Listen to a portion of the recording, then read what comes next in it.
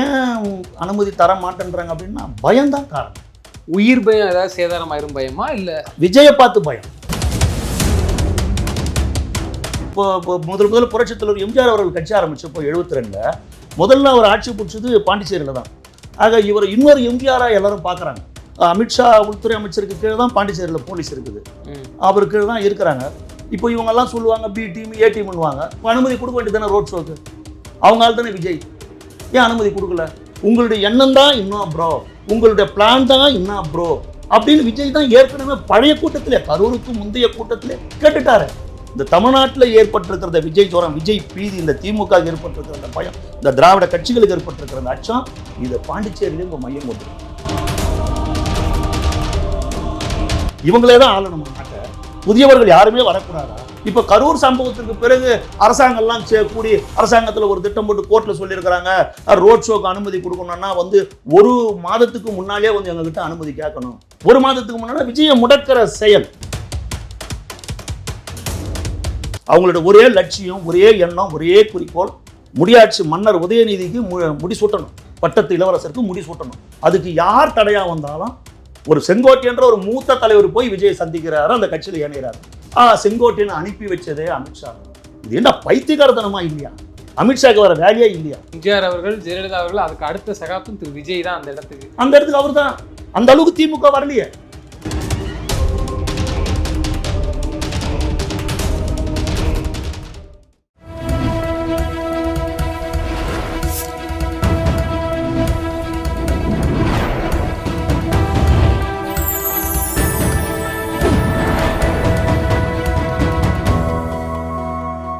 Channel 5 Tamil நேயர்களுக்கு வணக்கம். இன்றைய நேர்காணலில் நம்மோடு பேச இருப்பது அரசியல் விமர்சகர் ஜெயக்குமார் அவர்கள். சார் வணக்கம். சார் வணக்கம்.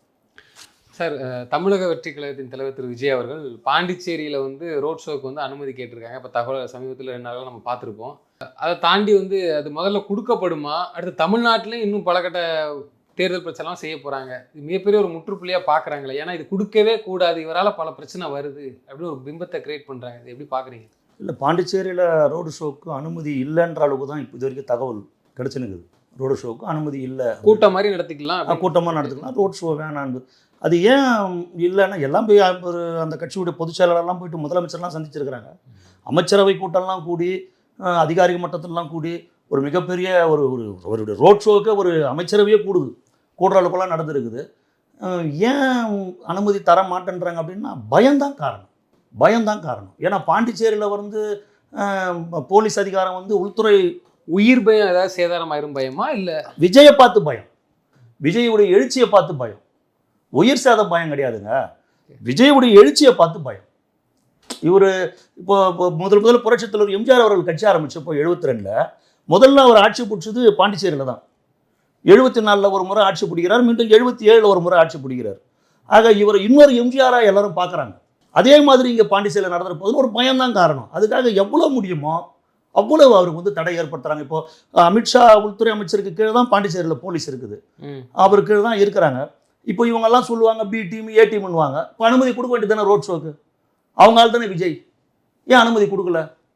ஏன் நீங்கள் கூட்டமாக நடத்தீங்கன்னு சொல்கிறாங்க. ஒரு அச்சம், ஒரு பயம்.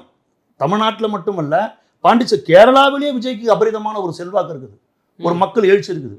அந்த பயம் எல்லாருக்குமே இருக்குது. அந்த பயம் நான் என்ன கேட்குறேன்னா, புரட்சித் தலைவர் எம்ஜிஆருக்கு கூடாத கூட்டமா? புரட்சித் தலைவர் எம்ஜிஆருக்கு எப்பேற்பட்ட கூட்டம் கூடியிருக்குது. எம்ஜிஆர் காலையில் 10 மணிக்கு ஒரு இடத்துக்கு வராருன்னு சொல்லுவாங்க, அந்த இடத்துக்கு மாலை 6 மணி 7 மணி 8 மணிக்கு வருவார். சொல்ல முடியாத கூட்டம் கூடும். அப்பெல்லாம் இந்த மாதிரி ஒரு உயிர் சேதம் எங்கேயுமே ஏற்படலையே, இந்த மாதிரி ஒரு பாதிப்பு வரலையே. இப்போ கரூரில் மட்டும் ஏன் ஏற்பட்டது? எத்தனையோ கூட்டங்களில் விஜய் பேசுறாரு, எவ்வளவோ ரோட் ஷோ போறாரு, எத்தனையோ மாவட்டங்கள் கடந்து தான் கரூருக்கு போவாரு. எல்லா இடத்துலையும் அவர் சந்திக்கிறதுக்கு லட்சக்கணக்கான மக்கள் கூடுறாங்க. எங்கேயுமே நடக்காதது கரூரில் மட்டும் ஏன் நடந்தது தான் நாங்கள் கேட்குறோம். எல்லா பார்வையாளர்களோட அத்தனை பேர் பார்வையும் கரூரில் மட்டும் ஏன் இப்படி ஒரு சம்பவம் நடக்குது? இதுக்கு முன்னாடியே விஜய் அவர்களே ஒரு கூட்டத்தில் பேசுறாரு, நாங்கள் உங்ககிட்ட என்ன கேட்குறோம், ஒரு நல்ல ஒரு பெரிய இடமா கொடுங்க, எங்களை பார்க்க வர மக்களுக்கு ஒரு பாதுகாப்பு கொடுங்க, ஒரு நல்ல இடமா கொடுத்தா அந்த இடத்துல நாங்கள் பேசுவோம், அப்போ மக்களுக்கு நெரிசல் இல்லாமல் பார்த்துங்க, அதைத்தானே நாங்கள் கேட்குறோம். எதுக்கு இவ்வளவு ஒரு நெருக்கடியான ஒரு இடத்துல எங்களுக்கு நீங்கள் அனுமதி கொடுக்குறீங்க? இந்த ஒரு நெருக்கடியான இடத்துல இந்த கூட்டத்தை நடத்துங்க அப்படின்னு எங்களுக்கு ஏன் சொல்கிறீங்க? உங்களுடைய எண்ணம் தான் இன்னும் ப்ரோ, உங்களுடைய பிளான் தான் என்ன ப்ரோ அப்படின்னு விஜய் தான் ஏற்கனவே பழைய கூட்டத்திலே, கரூருக்கு முந்தைய கூட்டத்திலே கேட்டுட்டாரு. உங்களுடைய எண்ணம் என்ன, உங்களுடைய பிளான் தான் என்ன ப்ரோன்னு கேட்டாருங்க. அவங்களுடைய எண்ணம் என்ன, அவங்களுடைய திட்டம் என்னன்றது தான் கரூரில் தெரிஞ்சது. இப்படி நடக்கும், இந்த நெரிசல் வரும், இந்த நெரிசல் தாங்க முடியாத ஒரு சின்ன ஒரு லட்டி சார்ஜோ ஒரு கல்லோ வந்து விழுந்தா மக்கள் வந்து ஒருத்தர் முண்டி அடிப்பாங்க, ஒரு பிரச்சனை ஏற்படும். அதுதான் இங்கே கரூரில் நடந்தது. கரூர் வரேன்னு நான் கேட்குறேன். இப்போ கரூரில் விஜய் போன இடத்த எடப்பாடி கேட்டார், எடப்பாடி பழனிசாமி அந்த இடத்த கேட்டார். எதுக்காக அவருக்கு நீங்கள் அந்த இடம் கொடுக்கல? இல்லை அவ்வளோ பெரிய கூட்டம் இங்கே தாங்காது அப்படின்னு அவருக்கு அந்த இடம் கொடுக்கல. விஜய்க்கு எப்படி கொடுத்தீங்க?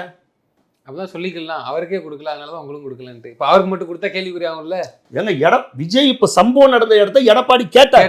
Okay okay. கேட்கல, அவர் கேட்டார். கேட்டா இந்த இடம் பத்தாதுங்க, இந்த இடத்துல இவ்வளோ கூட்டம் நிற்க முடியாது, உங்களுக்கு இங்கே அனுமதி கொடுக்க முடியாது அப்படின்னு வேற ஒரு இடத்துக்கு எடப்பாடி அனுப்பிச்சிட்டாங்க.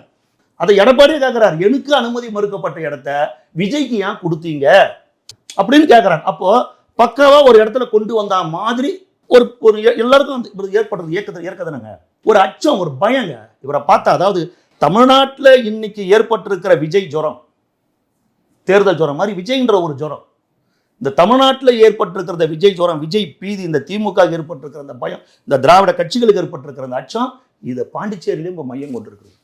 அங்கேயும் அந்த அச்சம், அந்த பயம் இருக்கிறது. எவ்வளவு இவருக்கு எவ்வளவு நெருக்கடியை கொடுக்க முடியுமோ, இவரை எவ்வளவு தடுக்க முடியுமோ அவ்வளவு தடுக்கணும்னு பார்க்குறாங்க. நம்மளுக்கு திட்டவர்த்தனமாக நான் கேட்குறேன், இவங்களே தான் ஆளணுமா நாட்டை? புதியவர்கள் யாருமே வரக்கூடாதா? ஒரு மாற்றமே நடக்கக்கூடாதா?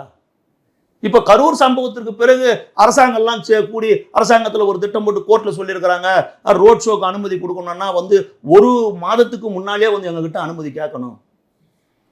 இப்போ டிசம்பர் வந்துடுச்சு, ஒரு மாதத்துக்கு முன்னாடி விஜயை முடக்கிற செயல் இது அத்தனை கட்சிக்கும் பொருந்துமானா? அதில் ஒன்று சொல்கிறாங்க, அங்கீகரிக்கப்பட்ட கட்சிகளுக்கு வேணா பார்க்கலாம். ஏன்னா திமுக, அதிமுக, காங்கிரஸ் கட்சி, கம்யூனிஸ்ட் எல்லாமே அங்கீகரிக்கப்பட்ட கட்சிகள் தான். 1-2 கட்சிகள் இருந்து அது ஒன்று திமுக கூட்டணிக்குள்ள இருக்கும், அது அதிமுக கூட்டணிக்குள்ள இருக்கிறோம்.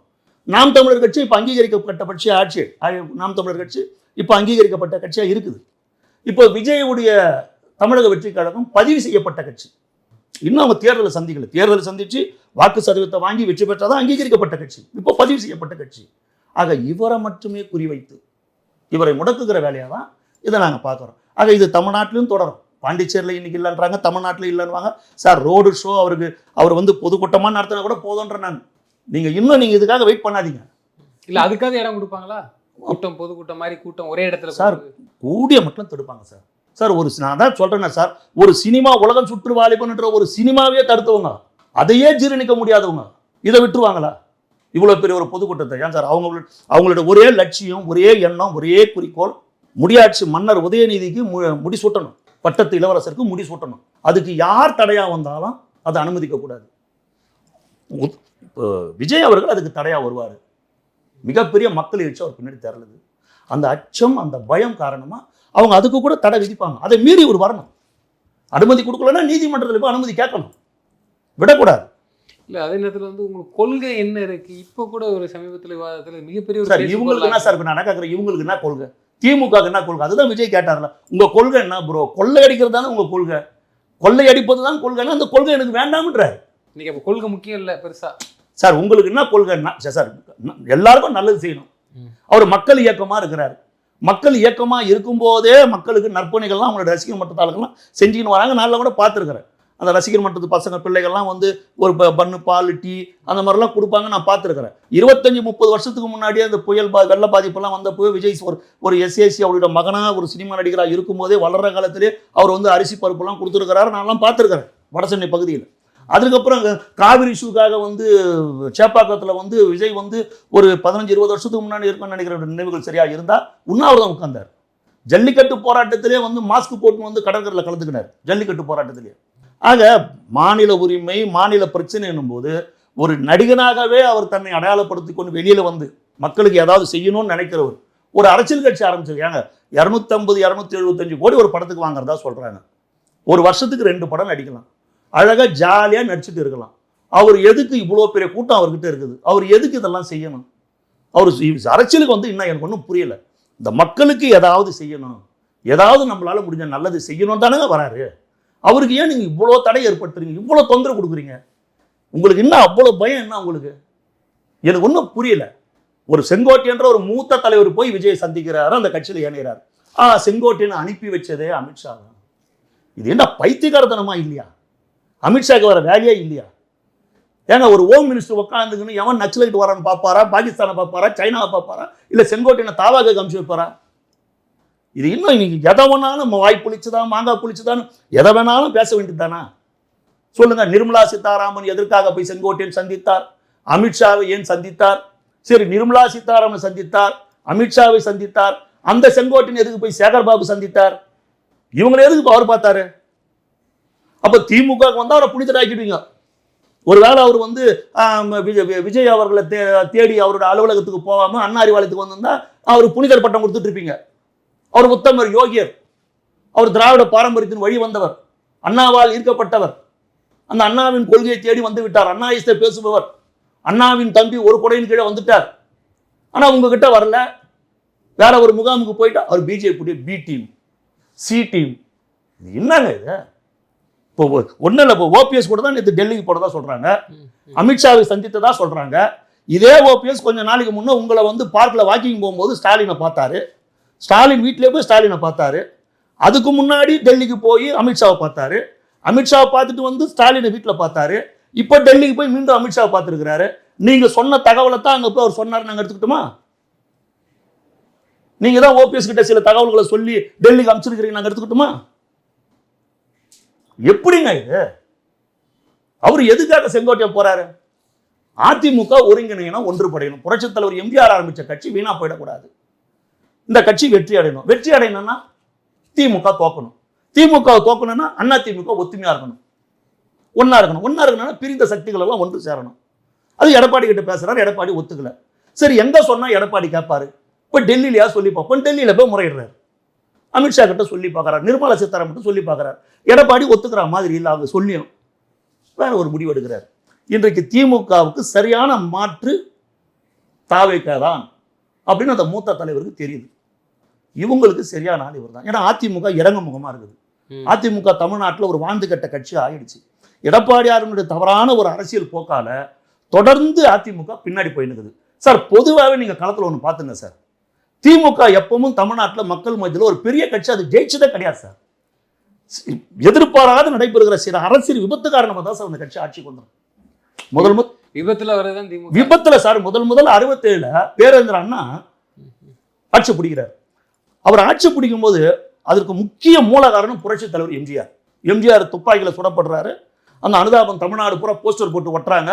எம்ஜிஆரை சுட்ட ஒரு M R Radha. M R Radha இருக்கிறது திக பெரியார் கட்சியில, பெரியார் ஆதரிக்கிறது காமராஜர். அந்த தேர்தலில் பெரியார் காங்கிரஸ், காமராஜர் ஆதரிக்கிறார் பெரியார்.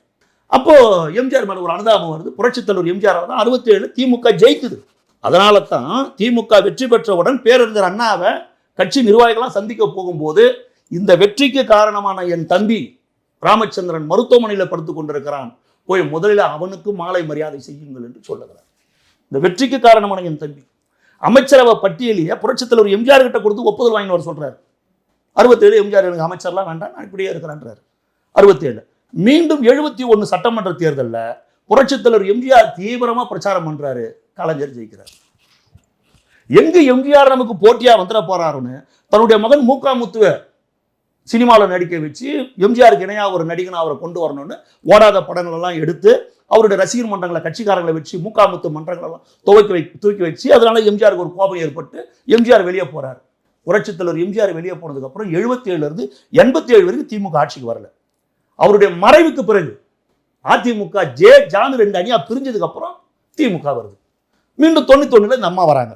மீண்டும் 96 இந்த அம்மா மேல இருக்கிற ஒரு கடுமையான அதிருப்தி. அது மட்டும் இல்லை, காங்கிரஸ் கட்சியிலிருந்து அன்னைக்கு முக்குளார் என்ற மிஸ்டர் கிளீன் ஒரு நல்ல மனிதர், ஒரு நேர்மையானவர், அவர் ஜி.கே. மூப்பனார் வெளியே போறார். அவர் போய் தமிழ் மாநில காங்கிரஸ் ஒரு கட்சி ஆரம்பிக்கிறார். ரஜினிகாந்த் மீண்டும் ஜெயலலிதா ஆட்சிக்கு வந்தால் ஆண்டவனாலையும் காப்பாற்ற முடியாதுன்னு ரஜினிகாந்த் சொல்றாரு. இது எல்லாத்தையும் ஒன்று சேர்ந்து கலைஞர் கரெக்டா பிளான் பண்ணி 96 ஆட்சிக்கு வந்துட்டார். மீண்டும் 2001 தோத்துட்டார். 2006 மீண்டும் கலைஞர் ஆட்சிக்கு வரும்போது மெஜாரிட்டி கிடையாது, 86 சீட்டு தான். 86 90 சீட்டு தான். அப்போ திரு எம்ஜிஆர் அவர்கள், ஜெயலலிதா அவர்கள், அதுக்கு அடுத்த சகாப்தம் திரு விஜய் தான் அந்த இடத்துக்கு அவர் தான். அந்த அளவுக்கு திமுக வரலையே. திமுக எப்பவுமே மிகப்பெரிய வெற்றியை அடையலையே, ஒரு மகத்தான வெற்றியை சந்திக்கலையே. அதனால அவங்களுக்கு ஒரு அச்சம், ஒரு பயம். அதனால தான் பாருங்க, ஒரு கூட்டணி கட்சி கூட விட மாட்டேன்றாங்க. பயம், அவங்களுக்கு பயம். கூட்டணி கட்சிகள்லாம் கம்யூனிஸ்டுகள்லாம் 15 கோடி 20 கோடி 25 கோடி பணம் கொடுத்து வச்சுக்கணும். எல்லா கம்யூனிஸ்டையும் இன்னைக்கு நேற்று கூட ஒரு கம்யூனிஸ்ட் அவர் மாநில செயலர் சொல்லிக்கிறார், நாங்கள் திமுக ஆட்சியில் பங்கு கேட்க மாட்டோம். ஆமாம், பங்கு கேட்க மாட்டாங்க, பணம் மட்டும் கொடுத்தா வாங்கிக்குவாங்க. 3 மாசத்துக்கு நோட்டி பேசின வாய் வேற. ஆமாம், அதிகார பங்கு எங்களுக்கும் வேணும், நாங்களோட தகுதி இல்லையா? ஆமாம் ஆமாம் ஆமாம் திருமாவளவர்களே ஆமாம் கேட்டாரு. அது இப்போ எல்லாம் பேசி முடிச்சுட்டு இருப்பாங்க. அவங்களுக்கு என்ன அதிகாரத்தில் பங்கு கொடுக்கணுமோ அது அவங்களுக்கு தெரியும், அதை முடிச்சுட்டு இருப்பாங்க. சார், இவங்க என்ன திட்டம் போட்டாலும் என்ன பிளான் பண்ணாலும் சரி, மக்கள் தன்னெழுச்சியாக திமுகவை வீழ்த்துவதற்கு இன்றைக்கு தயாராக இருக்கிறார்கள். திமுகவுக்கு எதிரணியில யாரா இருக்கிறதுனா விஜய் தான் இருக்கிறார் மக்கள் மத்தியில். ஏன்னா அதிமுக அந்த இடத்துக்கு வரல. ஏன் வரலன்னா அதிமுக வந்து ரொம்ப மைனஸா போயின்னு இருக்குது. இன்னைக்கு களத்துல அதிமுகவுக்கு சாதகமான நிலைமை நிச்சயமா இல்லை. அந்த தொண்டர்கள் மத்தியிலே ஒரு மிகப்பெரிய சோர்வு இருக்குது. அதனாலதான் செங்கோட்டையன் அவர்கள் இன்னும் முன்னாள் எம்பிக்கள் அமைச்சர்கள் எல்லாம் பல பேர் வர போறான்னு சொல்லி ஒரு ஆமா சார், நிறைய பேர் வரதான் போறாங்க. ஐயா சார், சென்னையில் உள்ள ஜெயக்குமார் அவர்கள் பேர்லாம் அடிபடுது, அது உண்மையா சார்? இல்ல, அதுக்கு ஜெயக்குமார் பதில் கொடுத்துட்டாரு, நான் போக மாட்டேன்னு சொல்லிட்டாரு. அது உண்மையா பொய்யான்னு எனக்கு அந்த அளவுக்கு தெரியாது. இப்படிதான் பல பேர் கட்சியில நான் மாறதுக்கு முன்னாடி பதில் கொடுக்குறாங்க. அடுத்த நாள் பாத்தீங்கன்னா அந்த கட்சியில போய் எந்த கட்சியில இணையணுமோ. ஆமா, சென்னையில ஜெயக்குமார் நான் கூட கேள்விப்பட்டேன், அவரு இணையறாரு சொன்னாங்க. உடனே அவரே அவருக்கு அதுக்கு போயிருக்குது போல இருக்குது. இல்ல நான் இல்லை அப்படின்னு சொல்லிட்டு அவரே வெளியே வந்து இல்லைன்னு மறுப்பு தெரிவிச்சாரு. ஆனா மிகப்பெரிய ஆட்கள் அதிமுகவிலிருந்து திமுகவிலிருந்து தாவேகாவுக்கு செல்ல போகிறார்கள். அதுதான் உண்மை. மிகப்பெரிய தலைவர்கள் சார், தலைவர்கள் மட்டுமே அவங்க மட்டுமே கிடையாது சார், தலைவர்கள் மட்டுமே கிடையாது. பெண்களுடைய ஆதரவு இன்னைக்கு அபரிதமாக இன்னைக்கு விஜய்க்கு இருக்குது. 40 வயதிற்கு கீழே இருக்கிற இளைஞர்கள் மத்தியில் இன்னைக்கு விஜய்க்கு அபரிதமான ஒரு ஆதரவு இருக்கு. அந்த கூட்டத்துக்காண்டியே பல பேர் போறாங்க. ஆமாங்க, விஜய்க்கு ஒரு விஜய் தலைவரை ஏத்துக்கிட்டு அவர் நல்ல செய்வாங்கிறத தாண்டி இந்த இவர் பக்கம் ஒரு கரிஸ்மேட்டிக் ஒரு லீடரா இருக்கிறாரு, இவ்வளவு கூட்டம். ஆமாங்க சார், மக்கள் வந்து நொந்து போயிருக்கிறான் சார். ஒரு நேர்மையான ஒரு நியாயமான ஒரு ஆட்சி தமிழ்நாட்டுக்கு வேண்டும். இல்ல, அது அதிமுக முன்னாள் அமைச்சர்களை எடுத்துதான் அந்த நியாயமான ஆட்சியை கொடுக்க முடியுமா? இவர்கள் மேல பல்வேறு ஊழல் குற்றச்சாட்டுகள் இருக்கு, இன்னைக்கு அதை மறுக்க முடியாது. யாரும் எடுக்கல, செங்கோட்டையன் மட்டும் தான் எடுத்துக்கிறாங்க. யார் வந்து அதிமுக முன்னாள் அமைச்சர்கள்? இப்ப செங்கோட்டையன் மட்டும் தான் வந்திருக்கிறாரு, அடுத்து வரப்போறாங்கிறாங்களே. அப்படி போகும் பட்சத்துல சார், அதாவது யார் ஒண்ணா வரட்டும் சார், வண்டியில எவன் வேணா யாரட்டும், வண்டி போய்க்கிறது, தலைமை என்ன சொல்லுதோ அதுதான். டிரைவர் சரியா இருக்கிறாரா? வண்டியில உட்காந்து இருக்கிறான், அவன் தண்ணி அடிச்சுட்டு இருக்கிறான், அவன் இப்படி இருக்கிறான், அது வேணா சார். இப்படி எடுத்துக்கலாமா? தாவேகாவுக்கு போனதுக்கு அப்புறம் புனிதமாயிருவாங்கன்ட்டு. ஏன்னா நாளைக்கு அந்த ஒரு விமர்சனம் வைப்பாங்க. அப்படி சொல்ல வரல சார். தலைமை நேர்மையா இருக்குதா? தலைமை நேர்மையா இருக்கும். அவரிடத்துல தவறு செய்வோம் ஒருவன் கூட இருக்க முடியாது. தவறு செய்யணும்னு நினைக்கிறவர் அவர் ஏன் சார் இங்க வரணும்? அவருக்கு சினிமாவில் நல்ல சம்பாதிக்கிறார். அவரை சொல்லல, விஜய் அவர்களை சொல்லல, அதிமுகல இருந்து வரவங்க எல்லாம் வந்து சேர்த்துக்கிறாங்க. தப்பு சார், தப்பு செய்யறோம். தாவேகால இருக்க நிர்வாகிகள் மத்தியில ஒரு அதிருப்தி இருக்குங்கிறாங்க. ஏன்னா நமக்கு சீட்டு கிடைக்காதோ. இல்ல அதெல்லாம் அவர் பாத்துக்குவார் சார். அதாவது எல்லாரும் வரணும், எல்லாரும் வந்து திமுக தோக்கடிக்கணும். அதாவது இது வந்து இவங்க சொல்லி விடுறது, திமுக சொல்லி விடுறது. இதெல்லாம் தாவேகால இருக்கிற தொண்டர்கள் அதிருப்தியா இருக்கிறாங்க, எனக்கு சீட்டு கிடைக்காதோ, உனக்கு சீட்டு கிடைக்காதோ. அப்ப அண்ணா திமுக இருந்து வந்தவன்லாம் வந்து ஏவா, வேலு, ரகுபதி, முத்துசாமி, அனிதா ராதாகிருஷ்ணன் ஒரு பட்டியல் நீண்டுக்கினே போத. அப்ப திமுக காரன் சோந்துட்டானா? அதெல்லாம் அக்ரிமெண்ட் போட்டு நான் வந்தோம்னா சார், உண்மையான விஜய் ரசிகன், விஜய் உண்மையிலேயே விஜய மனசுல நேசிக்கிறவன், விஜய் தலை குனிய கூடாது, அவர் தலை நிமிரம் வெற்றி பெறணும் தான் சார் நினைப்பான். எனக்கு ஏன் சீட்டு கிடைக்கல, எனக்கு ஏன் கொடுக்கல, எனக்கு ஏன் முக்கியத்துவம் இல்லைன்னு நிச்சயமா நினைக்க மாட்டான். உண்மையிலே விஜய் நேசிக்கிறவன் நிச்சயமா நினைக்க மாட்டான். விஜய் வரணும், விஜய் ஆட்சிக்கு வரணும், விஜய் வந்து தலை குனியக்கூடாது, அவர் வெற்றி பெறணும், தமிழ்நாட்டின் அரியணையில் அவர் உட்காரணும். இதைத்தான் உண்மையான விஜய் ரசிக விரும்பும், நிச்சயமா இருப்பான். அவன் நிச்சயமா எல்லாரையும் வரவர்களை இருப்பான், ஏத்துவான். விஜய் அவர்களும் எல்லாரையும் உள்ள இணைக்கணும், வரவங்களை இணைக்கணும். ஏன்னா இது மட்டுமே பத்தாது. இது ஒரு மிகப்பெரிய வாய்ப்பாக அவர் பயன்படுத்திக்கணுங்கிறீங்க இந்த தேர்தல். நிச்சயமா செங்கோட்டையனுடைய அறிவுரையும் கொஞ்சம் கேட்கணும். அவர் விஜய்க்கு அதுக்கு மேல எல்லா விஷயம் தெரியும், தெரியாத கட்சி வந்துட மாட்டாரு. ஆனா எல்லாரும் இணைக்கணும், எல்லாரும் இன்னும் யாருன்னா வந்தா இணைக்கணும். இன்னும் இப்போ ஓரளவுக்கு பர்சன்டேஜ் வந்ததுன்னு கேள்விப்படுறோம், வெற்றிக்கான பர்சன்டேஜ். இன்னும் அந்த பர்சன்டேஜ் கூடணும்னா அவர் எல்லாரும் இணைக்கணும். அது நிச்சயமா அதெல்லாம் டிசம்பர் ஜனவரியில் நடந்துடும். அது நடந்த உடனே அதுக்கப்புறம் ஒரு மிகப்பெரிய, இப்போ பாருங்க ஒன்றும் இல்லைங்க, இப்பவேங்க களம் திமுகவா தாவேகாவான்னு இருக்குதா இல்லையா? இன்னைக்கு களம் அதுதான். திமுகவா தாவேகாவன்ற பேச்சு வந்துடுச்சு பப்ளிக் மீதுல. இதுவே விஜய்க்கு வெற்றி. ஒரு அண்ணா திமுகன்ற ஒரு மிகப்பெரிய மக்கள் இயக்கம் 3ஆவதா போகுது, இவர் 2வது இடத்துக்கு பேசப்படுகிறார்ன்றது மிகப்பெரிய வெற்றி. இதுவே வெற்றி. இவ்வளவு கரூர் சம்பவத்துக்கு பிறகு இதுவே வெற்றி. நிச்சயமா இன்னும் ஒரு ஜனவரி பிப்ரவரியில் முதலிடத்துக்கு வருவார். கருத்து கணிப்பில் நிச்சயமா முதலிடத்துக்கு வருவார். அந்த அளவுக்கு அவருக்கு வந்து ஒரு மாசு இருக்குது சார், ஒரு எழுச்சி அவர் இடத்துல நிச்சயமா இருக்குது. அதுக்காகத்தான் இவங்க அவ்வளவு அச்சப்படுறாங்க, அதுக்காகத்தான் இவங்க பயப்படுறதுக்கு காரணமே அதுதான். அதுலேயும் பாருங்க, அவர் ஒரு கூட்டத்தில் சொன்னார், நான் வந்து வெற்றி என்னுடைய இலக்கு வந்து எல்லாருக்கும் வந்து ஒரு வீடு கொடுக்கணும், வீட்டுக்கு பைக்கு கொடுக்கணும், கார் கொடுக்கணும், இது என்னுடைய இலக்கு. கொடுக்கணும் இல்லை, அவங்களுக்கெல்லாம் கிடைக்கணும். கொடுத்தா தானே சார் கிடைக்கும் சார். நீ பொருளாதாரத்தை மேம்படுத்தினா போதும். என்ன வளம் இல்லை இந்த திருநாட்டில், என் கையில் ஏந்த ஒன்றும் வெளிநாட்டில். அது இலவசம் கிடையாது, அது இலவசம் கிடையாது சார். அவர் இலவசமே சொல்லலையே, இதுவரையில சொல்லல. என்னோட தேர்தல் அறிக்கையில விரிவா சொல்றேன்றார். அவர் இதுவரையில இது இலவசம்னு சொல்லல. பொருளாதார ரீதியா உயரணும் சார். சார், நாட்டை பொருளாதார ரீதியில கொண்டு வர நம்ம கிட்ட இன்னும் வளம் சார் இல்லை. மண் வளம் இருக்குது, கனிம வளம் இருக்குது, விவசாயம் இருக்குது, எல்லா வளங்களும் இருக்குது சார். இவங்க கொள்ளையடிக்கிறாங்க. இவங்க கொள்ளையடிச்சு தமிழ்நாட்டை நாசப்படுத்துறாங்க. நீ எதையுமே சரியா செய்தாலே போதும் சார், எல்லாம் கரெக்டாக. இவங்க கொள்ளையடிச்சு கடன் வாங்கி வச்சிருக்கிறாங்க. லட்சக்கணக்கான கோடி கடன் வாங்கியிருக்கிறாங்க சார். 52 முதல் பொது தேர்தலில் இருந்து ஸ்டாலின் ஆட்சிக்கு வர வரையில வாங்கின கடன் 4,80,000 கோடி. 70 வருஷத்துல வாங்கின கடன் 4,80,000 கோடி. 4.5 வருஷத்துல ஸ்டாலின் வாங்கி இருக்கிறது 4,50,000 கோடி. 4.5 வருஷத்துல அவ்வளவு வாங்கியிருக்கிறார். சரிங்களா? இது வந்து ஆட்சி நடத்த நிர்வாக திறமை இல்லை. அதனுடைய விளைவு தான் இதெல்லாம். இத்தனை கோடி, இன்னைக்கு 9 லட்சம் கோடி இன்னைக்கு தமிழ்நாடு கடனாக இருக்குது. இதெல்லாம் விஜய் வந்ததுக்கு அப்புறம் இந்த மாதிரி ஊழல்லாம் இல்லாம ஒரு நேர்மையான ஒரு நிலையான ஒரு ஆட்சி தமிழ்நாட்டில் ஏற்படும் அவங்க எல்லாம் நினைக்கிறாங்க, விரும்புறாங்க. வாழ்த்துக்கள். நிச்சயமா சார். தொடர்ந்து தங்களது கருத்துக்களை பகிர்ந்தமைக்கு நன்றி. நன்றி.